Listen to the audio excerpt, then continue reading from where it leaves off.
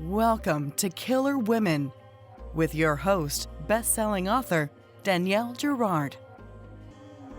And now, Danielle's next killer woman. Welcome to Killer Women Podcast, a proud member of the Authors on the Air Global Network with more than 4 million listeners. I'm your host, Danielle Girard, and my guest today is CJ Tudor. CJ is the author of the short story collection, A Sliver of Darkness, and the novels The Burning Girls, The Other People, The Hiding Place, and The Chalk Man, which won the International Thriller Writers Award for Best First Novel and the Strand Magazine Award for Best Debut Novel. Over the years, she has worked as a copywriter, television presenter, voiceover artist, and dog walker. She is now thrilled to be able to write full-time and doesn't miss chasing wet dogs through muddy fields all that much. She lives in England with her partner and her daughter. Welcome, CJ. Hiya, thank you for having me. I can imagine you don't miss muddy dogs. We were just talking about dogs before we were on air, and muddy dogs might just be kind of the worst, right? I love dogs. And I did love working as a dog walker, because I love animals and I love taking the dogs out. But it's the sort of job when you were doing it in the summer, everyone goes, "Oh my goodness, that must be such a lovely job to have."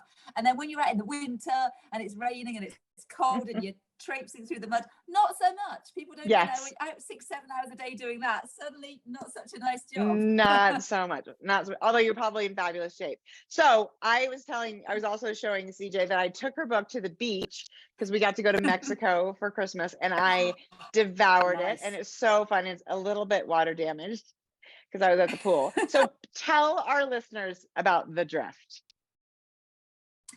Right, so where to start? So The Drift is essentially kind of 3 stories that kind of come together. It's set in an unnamed snowy location in the middle of a snowstorm. And there's 3 groups of people who have all become trapped in different situations. Meg finds herself trapped in a cable car, stranded thousands of feet up in the air, that's kind of ground to a halt, with 5 other strangers, because she wakes up in this cable car. She comes to and she's with these strangers. She doesn't know how she's got there. And there's something going on that we find out later on, but they are essentially trapped in this cable car with not much hope of rescue coming. There's Hannah, who finds herself in a overturned coach. She's been evacuated from a boarding school in the mountains with some other pupils, and their coach is involved in an accident and it overturns, trapping them kind of upside down in the snow for various reasons. Again, they can't get out of the coach and the snow is piling up and the temperature's dropping. And again, it's a battle for survival. And the final protagonist is the character called Carter, who is in an isolated ski chalet in the mountains with, again, he's with a group of other people, sort of workers, companions. I wouldn't necessarily call them friends. And they're finding themselves trapped by the snowstorm with the power failing. And for various reasons, again, that become apparent throughout the novel, should the power fail, then they will find themselves in great danger, not just from what might lie outside, but what might also be contained in the depths of the chalet's basement. So all these separate strands basically start to come together as the book progresses. We start to find out why these groups of people are trapped. We start to find out what they're escaping from or where they're trying to get to. And we find that their stories become linked as we go on, because there is a far greater threat in this world, which is the thing that kind of connects them all together. And one of the things I love about it is that in each of the situations, there's something immediately really wrong. So like in the tram, there is a dead man, right? And we're like, why, how did that guy die? In the coach, the driver is missing. So there's all these sort of like things you're immediately like, what is happening? And, and you do the, you alternate points of view. So you're left with this, what the hell was that? And then you're in another place and then you're like, what the hell is that? And it's just, it creates such a momentum to be like, oh my God, what? And then somehow, which this is where you get so much respect from me, because you bring it all together at the end. And I was like, I don't know how. There's no way. There's no way she's going to be able to do this. So, can you? I don't know how you kind of come up with plots. This is, as I mentioned, my first CJ Tudor book. And I've heard, of course, so many amazing things about your other stories, and obviously I got some reading to do, but how, what is the, like, what was the inspiration? Can you tell us sort of how you came to this idea? Yeah, I mean, I actually had the idea for the drift back in 2019. For various reasons, it took me a while to be able to sit down and write it.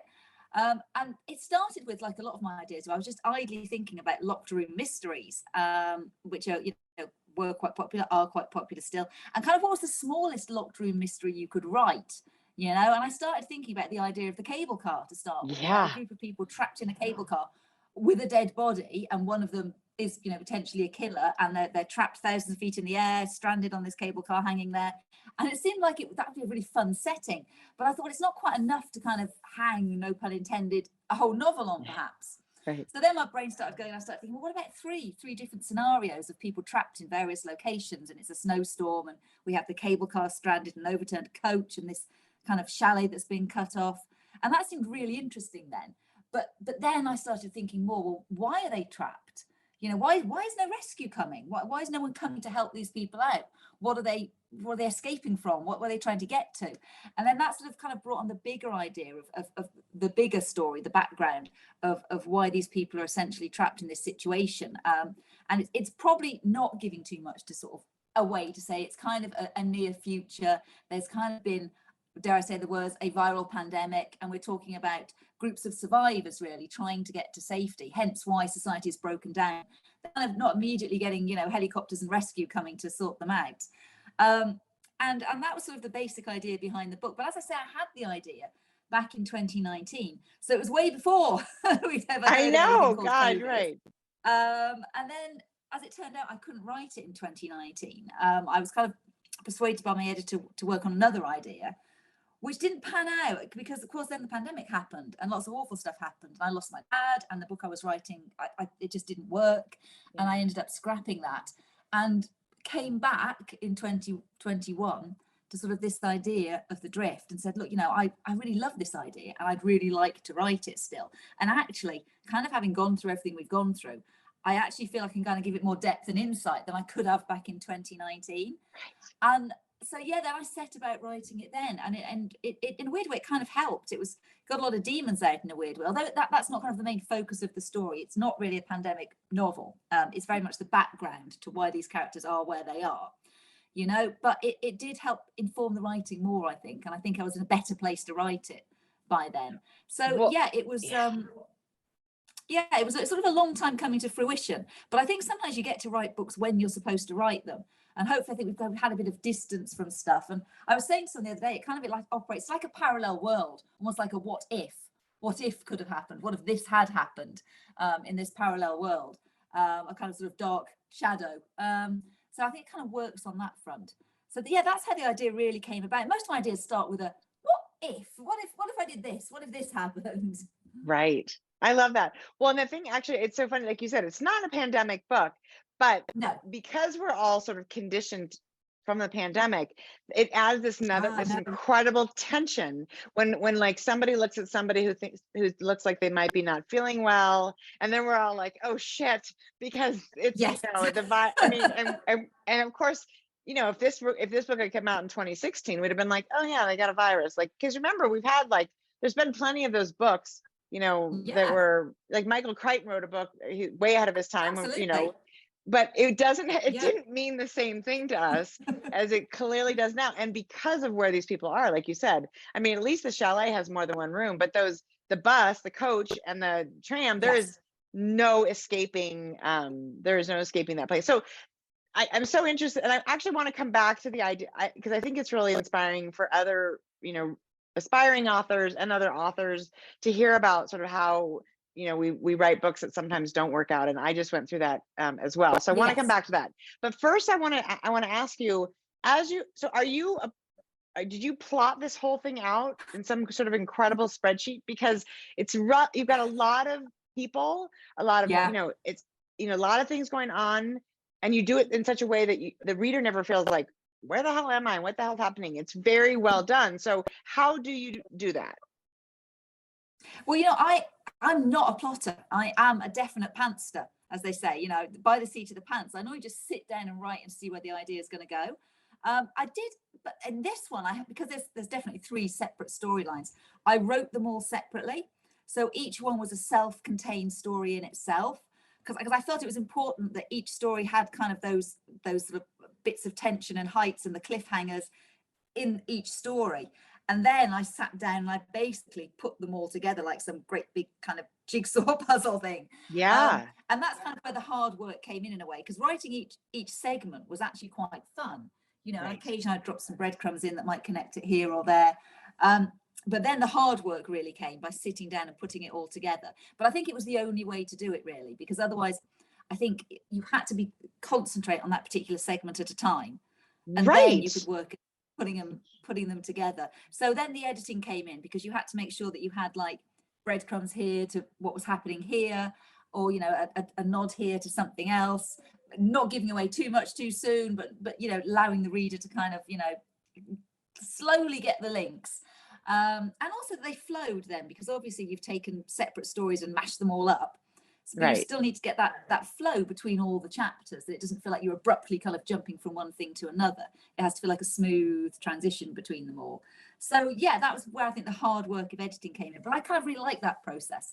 And that's the kind of the rolling up your sleeves part and getting stuck in. You've got, you know, got all your material, but now you get to really hone it and kind of hopefully make it work. But I still get to the end of nearly every book and go, I have no idea how I made that work, or I hope I've made it work. Right. You know, most time I'm like, my God, I seem to have finished the book. It seems to have hung together. Right. So that is really interesting. So can I ask who you wrote first? I actually wrote Carter first. I wondered about that. I wrote Carter, Meg, and Hannah. Yeah. Mm-hmm.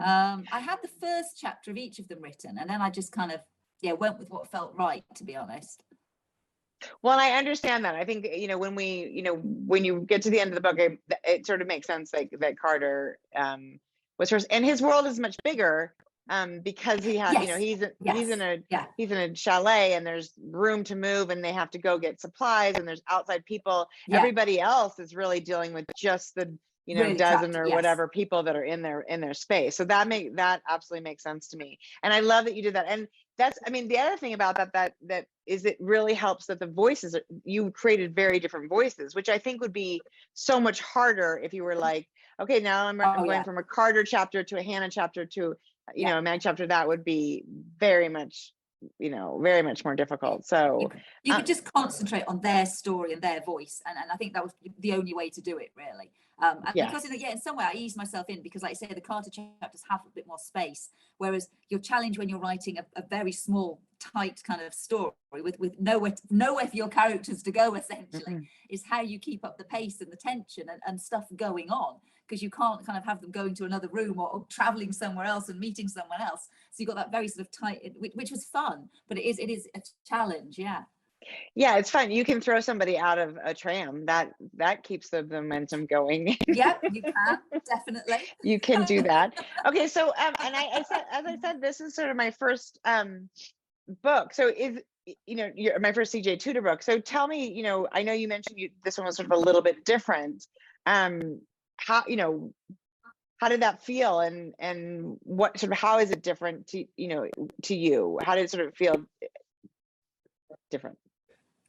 I think sort of previous books, probably starting from The Chalk Man, was kind of a small town murder mystery, sort of set in 2 times, but with a kind of underlying kind of, I hate saying supernatural, because it makes you just think of kind of ghosts or werewolves or vampires, whatever, but a kind of a creepy sort of supernatural undertone. And most of my books have flirted with that kind of mix between thriller and horror, and they kind of tread that line in between, really. But essentially at heart, they're all sort of mysteries, you know, that it's finding out who did it, and there's always sort of a real life solution to things, but there may be other things going on that are a little bit creepy or weird. And I've always sort of trod that line, whereas with The Drift, I think every author wants to do something different, don't they? You want to try different things and kind of flex your creative muscles. And when I had the idea for The Drift, I thought this is something different, because it's world building. It's not necessarily set in our kind of time that's happening now. And it just seemed like a fun challenge as well. I kind of like setting myself challenges with writing. This seemed like it'd be something that'd be quite hard to do, and that really appealed to me. And yeah, it was just something different to try, really. And I think everybody just likes writing things that are different. Certainly I do. I would hate to have to write the same sort of story over and over again, because all my books are standalone. I think it's a fresh playground every time, you know. Right. So this particularly felt like another sort of shift in direction. But I think it's still kind of got my voice, and it's still kind of a C.J. Tudor book.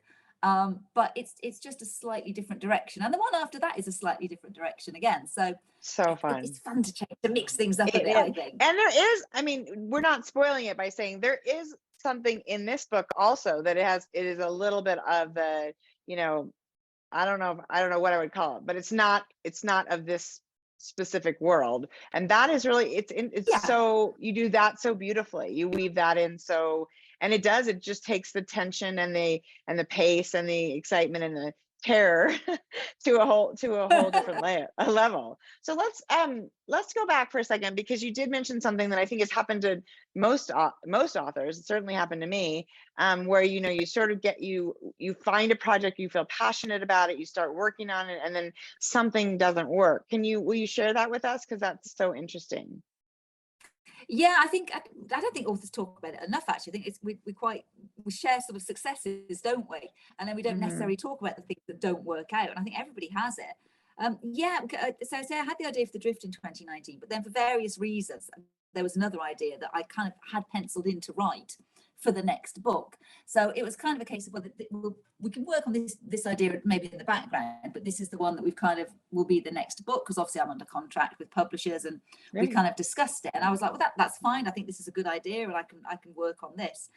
And then I started writing that one, and that was of course when the pandemic happened. So I was writing it throughout the pandemic, with kind of all the challenges that posed, homeschooling and everything being a bit wrong. And I think, although I thought, perhaps that time away from stuff would perhaps be ideal for writing, I think like a lot of people found that actually, I don't know, you just weren't in your right headspace.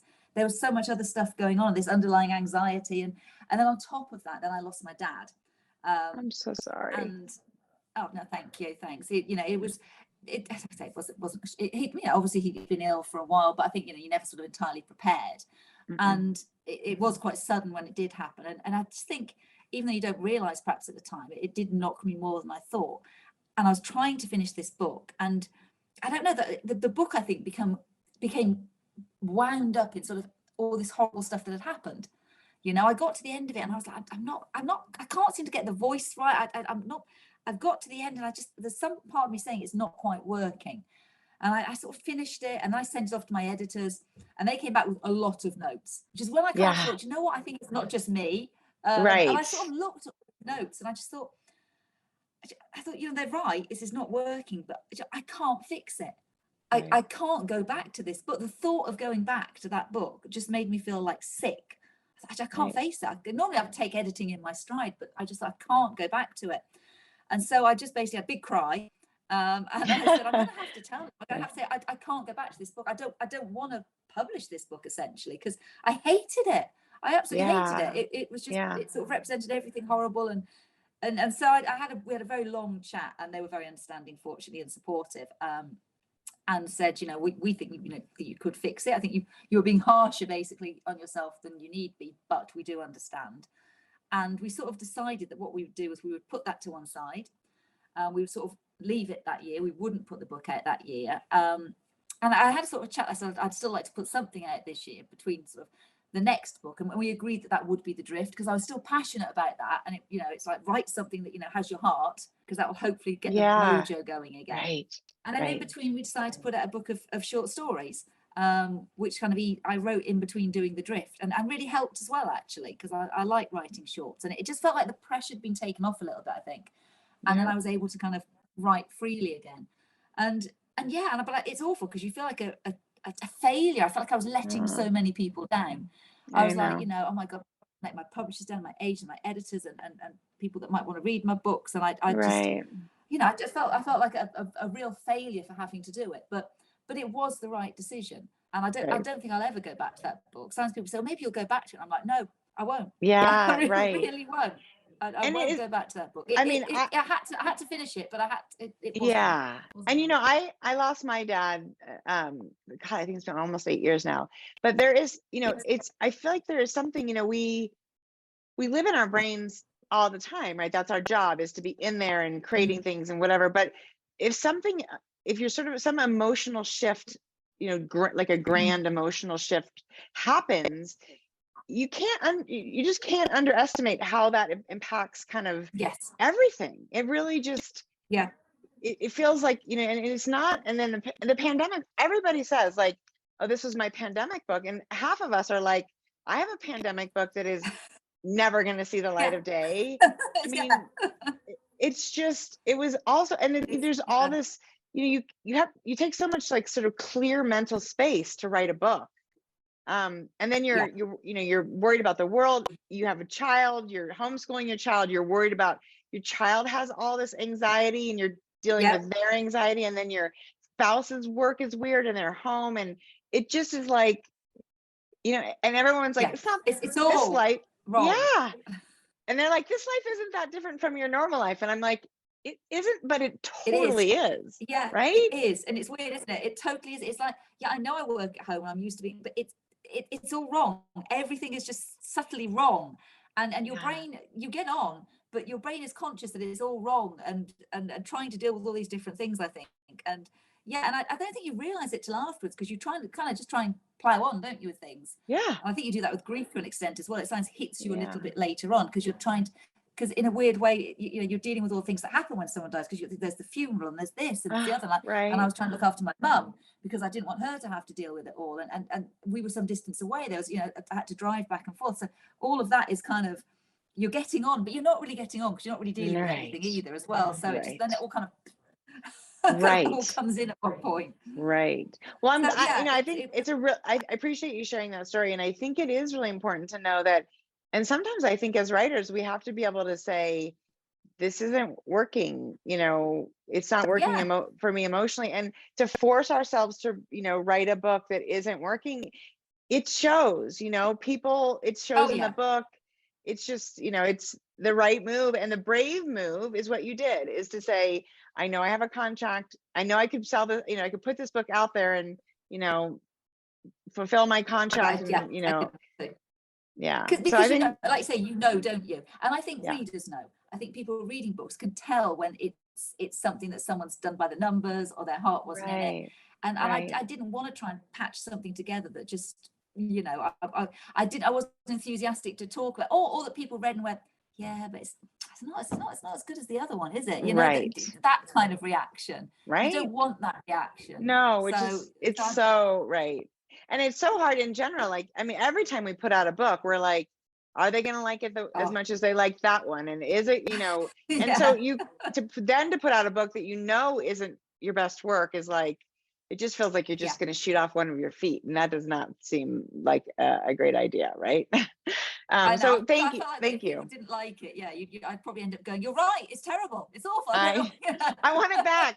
Bring it back. Exactly. So, so when you're in a book and working and things are going well, you're sort of normal.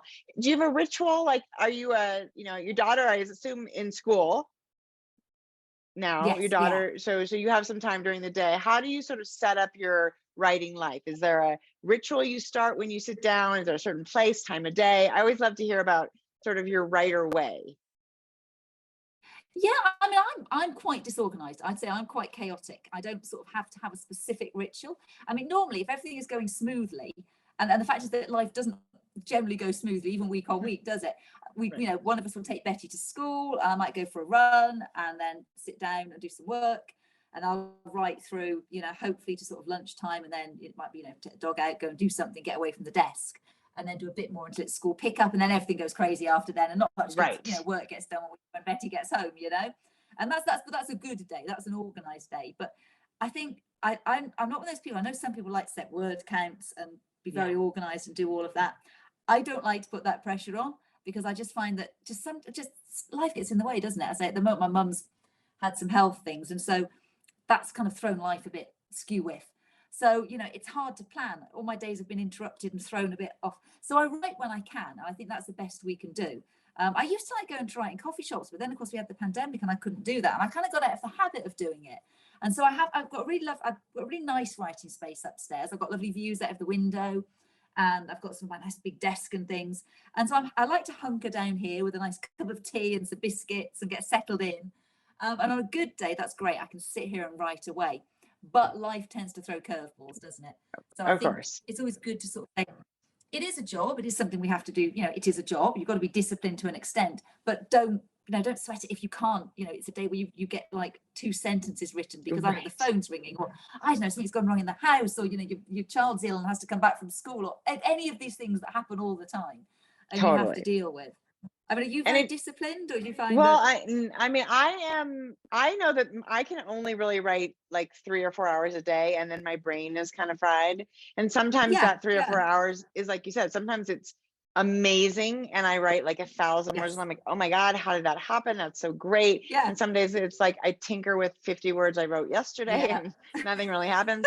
I sometimes think we need that, because that means, because I'm also not a plotter. I wish I was a plotter, but I'm not a plotter. So sometimes I think the tinkering is the way of sort of like trying to figure out what happens, what comes next, right? Yeah, that's funny. I wonder, down one like paragraph. Yes, because you're like, what? I'm not really sure where this goes. I know I was talking to Mary Kabika recently, because she just has a book out as well, and she was saying that she takes those long. She's a runner too. I only run if I'm being chased. That's my running.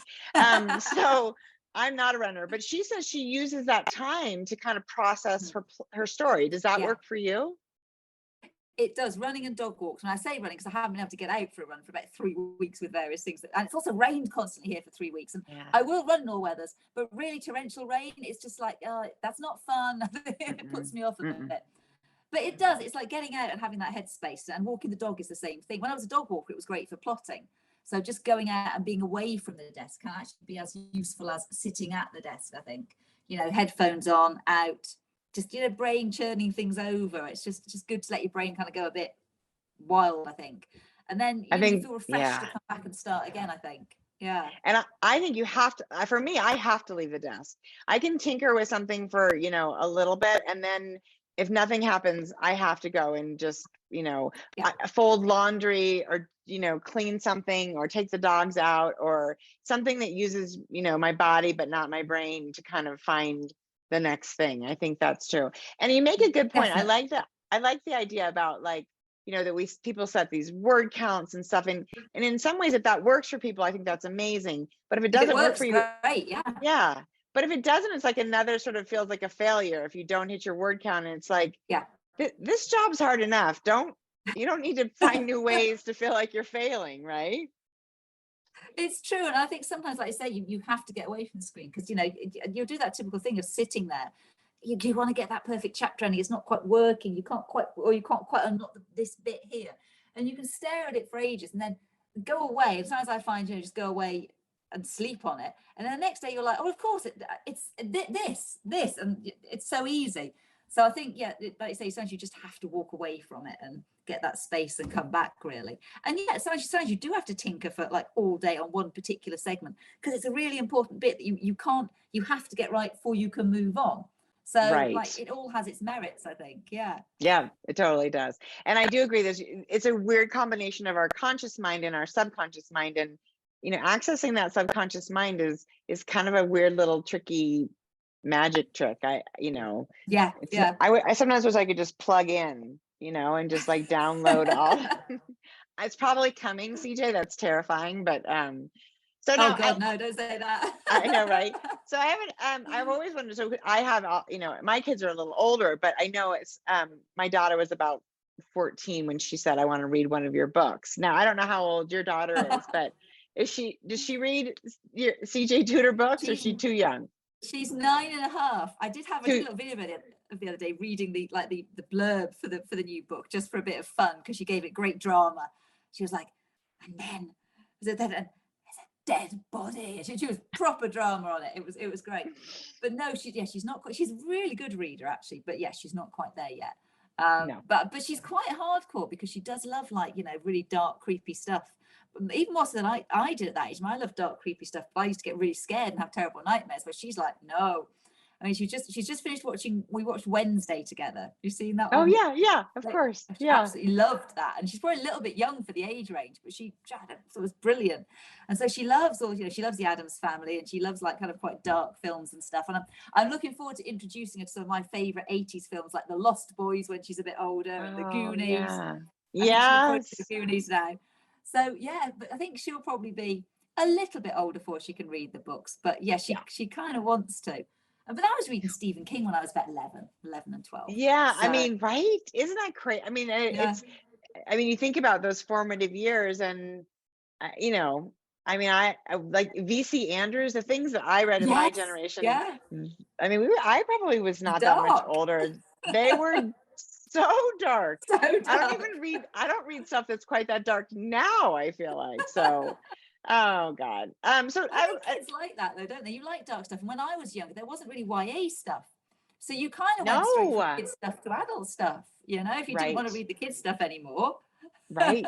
And you think about like all the shows like Stranger Things, and that's all so new for this generation of kids, you know, who love, and we didn't like, we had to go from like, I mean, I remember it was either like Nancy Drew or like VC Andrews, and not a whole lot. There's nothing in between. You just, you know. Right. Remember so adult library cards, you know, it was amazing. You go in the adult section in the library, my dad's library card actually, and get the grown-up books, you know. And, but yeah, that's something I probably didn't get, but yeah. But sounds like she's a good reader. I mean, she loves to read. Well, you know, that's the weird thing. I wouldn't say she loves to read. She's a really good reader. Her reading is excellent. She's got a great vocabulary, but she doesn't take after me in that she loves to pick up a book. You know, she does what a lot of children do. She watches a lot of YouTube and things like that. She always has the subtitles on things as well. I don't know. This is a thing that children seem to do a lot more. They always have the subtitles on, which is in a weird way has helped her reading and her vocabulary. She'll watch shows with the subtitles on, and she does read books sometimes, but I wouldn't say she's an avid reader like I was. But then I think there's so much more to distract. It's so true. Neither of my kids reads the way we did. Games. It's which you know, I didn't have. You know, it was kind of just books really. I really show my age now, but it was. You know, Pong was a new thing when I was a kid. Yes. Yes, me too. You know, right, exactly. There's so much more, and I kind of get that. Perhaps, you know, and I don't think it's something you can force. You know, if she does want to pick up a read a book, she does sometimes, but it's not something you kind of go, oh my God, you must read. I'm like, as long as you're reading, I think this is good. And her imagination is great. She writes really well. You know, she has great imagination for stories. So I'm happy with that. And if she gets more into reading, it'll be something she does when she's perhaps a little bit older. Exactly. You've got to choose to do it. Yeah. Yeah, she'll find. I mean, I do think my daughter, I mean, and also they're in school, and that's a whole, you know, it's a different thing. Like my daughter sort of found it, you know, she's just graduating from college, so she's sort of getting into it. I think it's different when you're, you know, when reading becomes a forced thing versus when, you know, and it's fun it's fun for me to be like, you will love this book. You have to try, you know, read this book. Because that's, you know, and it's fun to share that, you know, because my husband's, he's if he reads, it's like, you know, World War II, you know, not really, that is not the kind of book that I'm reading either. No. So I was going to ask you about sort of, you know, one of the other things about, you know, writing is the sort of your community of people. You know, do you have a critique group? Do you write like completely solitary until the end? Like, how does that work for you? I'm quite a solitary writer. Yeah, I don't sort of like interference on it while I'm doing it. I like to sort of get on with it, get the book written. And then now I'll tend to show my husband, Neil. He'll sort of be the first reader. But when I wrote The Chalk Man, he didn't read it until after I'd got an agent because he is quite critical. Which is good. It is good now. I find it really useful. He's quite analytical about things. So he's a very good first reader and he can proofread it and things. But when I was, you know, trying to get published, I just feared he would crush me with his criticism and I wouldn't recover. So I didn't really show it to anybody when I first sent off The Chalk Man. I kind of just crossed my fingers. But now he's sort of my first reader. I'm not very good with critique groups and stuff. I do prefer to sort of do it on my own. I tried doing an online writers thing at one point, but yeah, it just doesn't really work for me. I don't know whether it's not so much that, I can't take sort of criticism, because obviously as a writer, you have to be able to, take criticism, because editing is a big part of it. So, I always say my editor's job is to sort of say how great she thinks my writing is, and then point out all the reasons that it's not, really. So right. Start with the positive, please. Start with the positive. This is wonderful, right. But this needs to change, and this, yes. this. Yeah. Yes. So I just find I like to get the original, the sort of bones of it all down without sort of interference, and then I'm really open to criticism and hearing what people have to say. But I have to get that original first draft down on my own, because otherwise I think if I've got too many opinions, I'd get distracted, and it's then true. I'd be like, oh, maybe I should. I'd sort of self-doubt, and I don't need that while I'm getting that first draft down. Yeah. And then what about like the idea of like, so when you have, if you're stuck, is there somebody that that you sort of say, I have, like, do you talk through things with like somebody else, or you are literally, it's CJ, it's the show is entirely CJ. Yeah, it really is. I don't tend to run stuff. I mean, I've got some great author friends, really good group of female writer friends, and we chat about all sorts of publishing stuff, and sometimes other people will come on there and mention stuff, but I don't. I just tend to find I work much better just unknotting it all myself. And then I find it's very difficult to explain stuff to other people sometimes. Right. Because there's so much backstory. You have to to ask the question, you have to know like what happened in the first 75 pages. It's a lot to explain. I totally appreciate that too. But like you said, it is so important to have those people who you can be like, I got this hard news, or, complain about some. Talk about the whole business of publishing and stuff. People sort of understand it and are going through the same things. Yeah. But it's good to have that kind of group that you can bounce stuff off, or just have a moan to. It's always good to have a group of people you can just have a good moan to about things sometimes. Totally. And the older I get, the women authors, we can all complain about, sort of the same things, and also balancing like our lives with, it's like I was right in the middle of this scene, and then I got a call from my kid's school, and you're like, right. all of that stuff. I know. I do. We all sit there and go, what we all need is a wife, basically, so we could just concentrate on writing. No question. I thought he's very good. I know. No offense to any of these men, because they're wonderful, but it is true that there's just, in most cases, sort of the lion's share of this does end up sort of the sort of management of children and whatnot. It does. On us. It does. Yeah. It is nearly always the mummy. Mummy. So, right. And that's kind of what you have to deal with, and you can't shut your door on it. You can't kind of go, well, I'm not dealing with you. Right. Until they're a little older, and then you can say, I'm writing, and unless it's really like, unless you're bleeding, you should probably not bother me. Yeah. She barely walks around, and she'll be like, no. And I'm like, is it important? Well, yes. Right. And then she'll be, what is it? This on Roblox I need to show you. It's like, that's not important. Right. Because it is to her. Right. So. Right. We need to sort of sort out what it's like. Is something on fire? Are you bleeding? These are basically. They get there. I love that. Well, okay. So this is out the 31st. Yes. No, the 31st. So I think our show goes live maybe that day. I am terrible by calendar, but people will be listening to this, and they can get this book, if not that day, then like within a couple of days. Yes. So it will be out in the world. Definitely. It is out in the world. So exciting. So one more question. You must write the first draft pretty quickly. I tend to get the first draft down. Generally, it depends. About sort of 10 months on average, I think. Okay. And then a couple of months of going back and forth then with editors and copy editors. So yeah, normally I'm a little behind at the moment on the current one, but not much. But I put pressuring myself, because of course you know what it's like. It's worthwhile saying, well, you can have an extra month or so, but then I'm behind for the next one.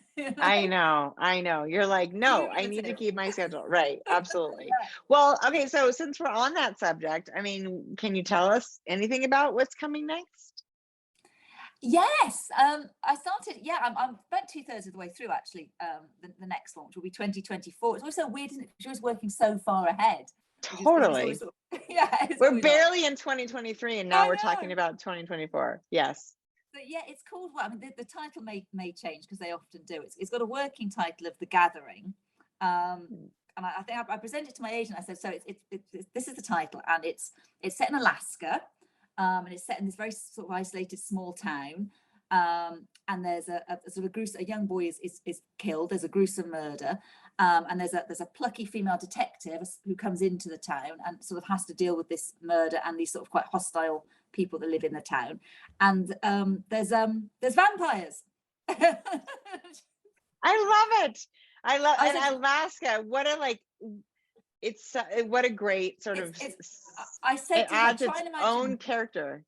It does. I said, try and imagine sort of if you've seen the film 30 Days of Night meets, say, Fargo. It's kind of that kind of, mix we've kind of got going on. But we're going to, because obviously I don't live in Alaska and I've done a lot of research online. But the plan is to go out to Alaska probably around April, between the first draft and the kind of the proper edits, so that I can go out and get a real feel and sort of flesh it out and do some proper research.